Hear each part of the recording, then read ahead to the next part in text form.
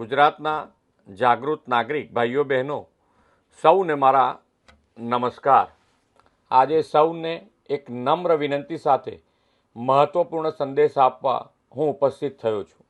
આપણે સૌ જાણીએ છીએ કે તારીખ 26 એપ્રિલે રાજ્યમાં સ્થાનિક સ્વરાજ્યની સંસ્થાઓની ચૂંટણી યોજાઈ રહી છે।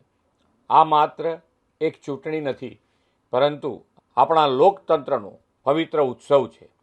લોકશાહી પરંપરાના મતદાન એ અધિકાર સાથે નાગરિક તરીકેનું કર્તવ્ય પણ છે।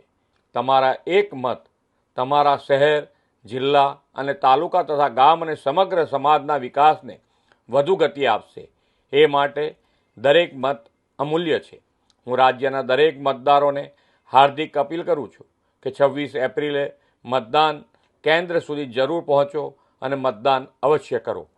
પરિવાર, મિત્રો અને પડોશીઓને પણ મતદાન માટે પ્રેરિત કરો। 100% મતદાનનો સંકલ્પ લઈને લોકશાહીને વધુ મજબૂત બનાવો। જે યુવા મતદારો આ વખતે પહેલીવાર પોતાના મતાધિકારનો ઉપયોગ કરવાના છે, તે સૌ યુવાનોને પણ મારી શુભકામનાઓ। સૌ સાથે મળીને જનભાગીદારીથી વિકસિત ભારતથી વિકસિત ગુજરાતના નિર્માણ માટે આપણા પવિત્ર મતાધિકારનો અવશ્ય ઉપયોગ કરીએ। ચાલો 26 એપ્રિલે આપણે 100% મતદાન કરીને લોકશાહીના આ મહાપર્વને સફળ બનાવીએ।